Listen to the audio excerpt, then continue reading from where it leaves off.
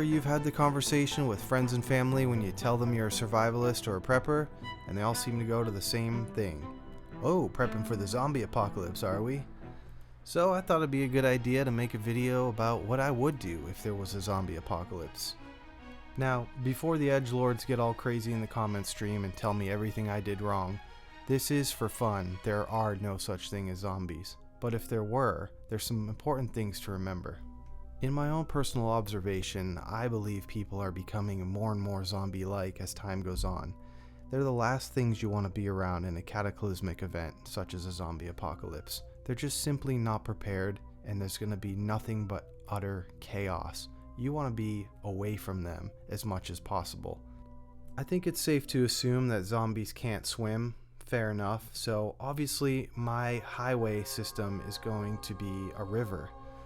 Because of this, I'm not going to get stuck, jammed up with police blocking barricades, military, total gridlock, chaos, people running on tops of the roof of your car, smashing your windows. You can't move anywhere. You're sitting duck for the zombies to come after you. But I found a water system about 10 minutes from my house that's going to allow me to travel up the river and across the entire state until I get to the mountains. And that is the goal, to be in the least populated area as possible and to get there away from zombies and people. You don't want to be stuck without some sort of bug out vehicle, without preparations, and then you're just out there hiding, trying to survive on your own. You're going to run into these guys. You could run into these guys. You could be running into these guys. And you definitely don't want to run into these guys. So we got to get away from people, not rely on gas, not be on foot, definitely don't want a car. That's why we're going to take a kayak, the perfect bug out vehicle. It's quiet, stealth, lightweight, cheap, doesn't need gas.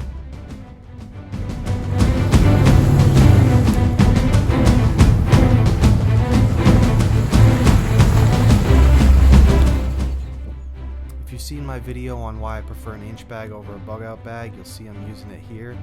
Inch bag fits perfectly in the kayak, and let's be honest, a trip across the state in a kayak is going to take more than 72 hours. It's the first day chaos has ensued. By having my plan pre-laid out and my location nearby, I was able to get there in under 10 minutes. I'm in the water by the time the chaos has started, and it looks like just in time as the zombies are closing in. Along the way, I'm noticing some resources that I can take with me. There's a screw here, some fishing line. I have everything I really need in my bag and my hunting kit here, but I'm just adding it to that. As you can see, I've got a kit of fishing line, snare traps, hooks, water purification tablets, things of that nature. Everything you would probably want for a long trip like this.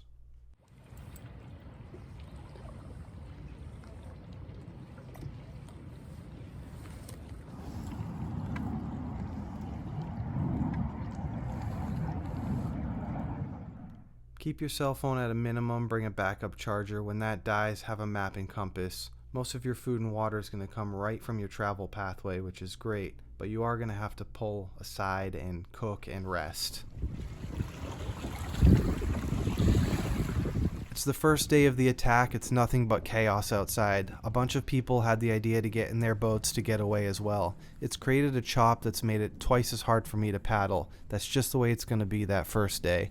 You're going to have to pull over somewhere uninhabited, away from people and zombies as best as you can find, and replenish your strength and rest, eat and drink. I have all the supplies I need in my bag to boil water, disinfect it, purify it, start fires without needing anything from nature. I have food in there. Everything's prepared, but just in case, it is a good idea to have a general knowledge of the resources in your area and some general survival skills. Here in the East Coast, we have a lot of tulip poplar. That's a great fire starter. The inner bark, different types of saps and things like that also help. On the West Coast, you probably have yucca as your nature's gasoline. Cottonwood's another good one. but I like the inner bark I found here because that's going to be something I can dry out for later and use as a bird's nest for fire starting.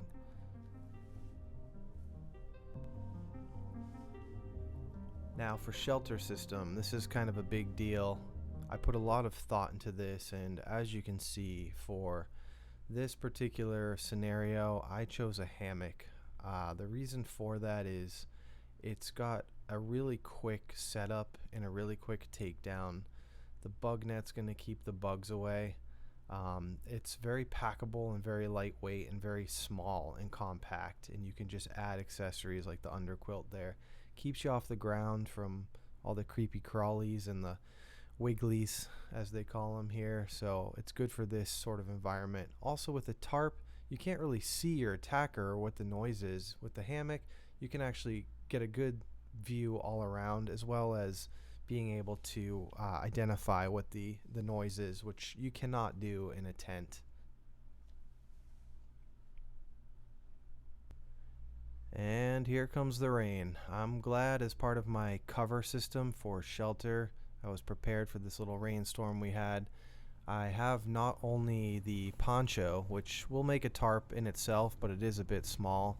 I definitely have that tarp for the hammock system as well, which is going to not only keep me dry, but allow me to go ahead and take my firewood and my fire starting materials and my backpack and just get everything underneath and out of the rain. You don't want to be wet in this situation. It's going to end up making you hypothermic in a worst case scenario.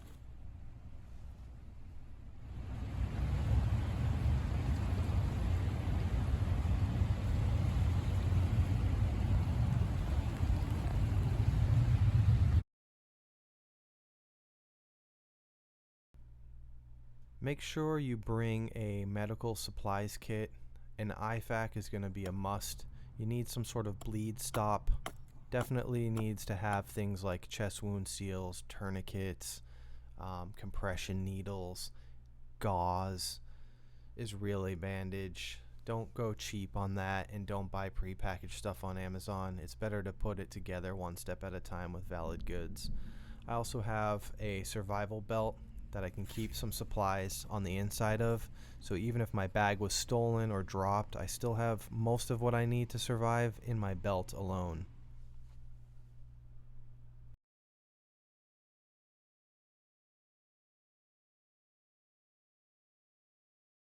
You're definitely going to want to pack a lot of fire starters. You can find sources in nature, but that's completely stupid if you have an opportunity to bring a lot of fire starting things beforehand in your pack. An environment like this, which is super wet, is difficult to start a fire even with fire starters. So bear in mind that's going to be something that you definitely want to pay attention to. Learn how to start fires, learn how to build them in the wild. Bring as much assistance as you can in your pack, and that way you're not going to have to worry about it out there. But also, don't bring the entire house with you, because you're not going to get cozy out there for too long. I'm already getting hounded by some zombies and need to get out quick. Light is best.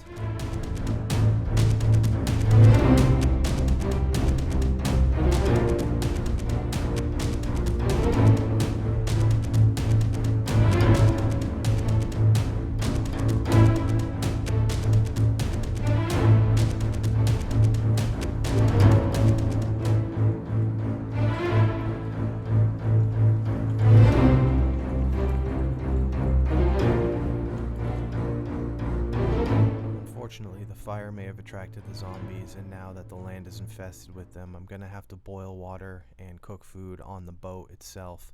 This is when a mini stove comes in handy. Just a little bit of gas cans and a little attachment, and you're going to be able to do everything you need to survive just straight from the kayak. At this point, everybody who tried to escape by boat is probably dead, as they are likely out of gas or hit an embankment where they cannot portage the land. Luckily, with a kayak or canoe, you can just carry yourself through these small patches and get back onto the deeper waters. As the military flies overhead, I'm actually happy to go with the gray man method in this situation, where I'm wearing earth-like colors and blending in a little bit more. In a normal functioning society, you'd want to wear brighter colors to be rescued. In this case, I want to blend in. Another very important thing that I'm going to mention now is that I am going to prefer to travel at night. The only reason I traveled during the day was to portray that first initial zombie outbreak and for the purposes of filming. But from here on out, I'm going to sleep during the day and travel by night. It's a lot more stealth. It's a lot less busy. I'll have a lot less likelihood of bumping into human beings or zombies. So for now, we're going to start traveling by night only.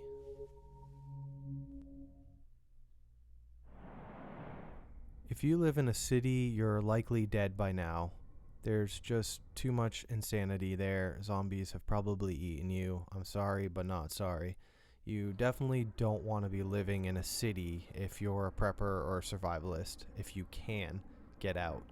I'm currently on the border of the suburbs and a rural area, and that's just due to my particular life circumstances, but my goal, something I'm always moving towards, is to get out into a more rural area. It's going to make everything for prepping and survival a lot easier.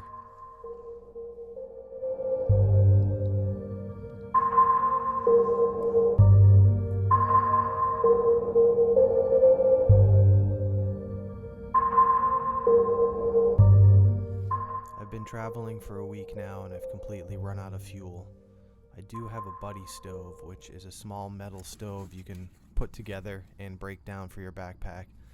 I pulled over to grab some sticks and some leaves to start a fire in that so that I can boil my water and cook my fish on that. It's important to have good psychology and be brave by traveling at night. Most people have been killed and turned into zombies and the land is teeming with them.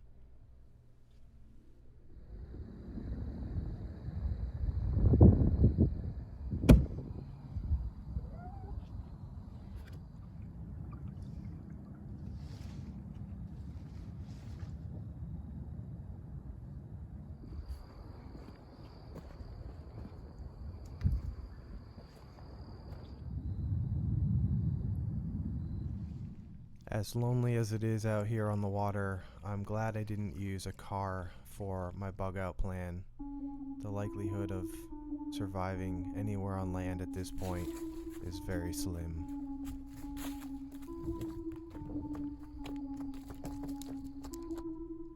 I just have to stay away from the banks and out on the water.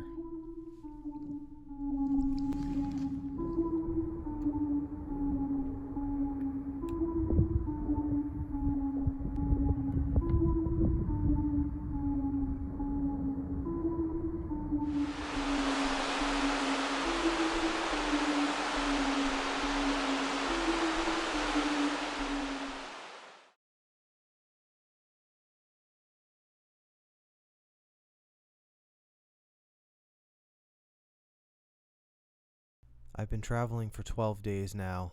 I'm tired and hungry, but everything seems much more peaceful out here. The farther away I get from the population areas, the more safe it feels.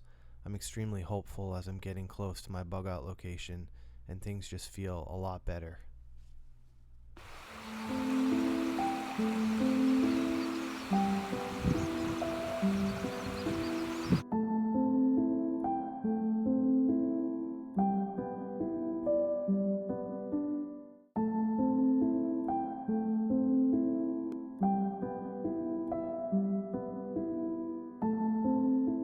I finally made it to the mountains, and I'm on the last stretch of water pulling over and ready to go on foot. I can see my cabin there. My bug out location is prepped and stashed for such an event as this. It's now time to relax and survive. Thanks for watching. I hope you enjoyed this video. It was filmed on a single day, on a day off, on a whim, and I think we did a great job producing something here for fun for the zombie apocalypse.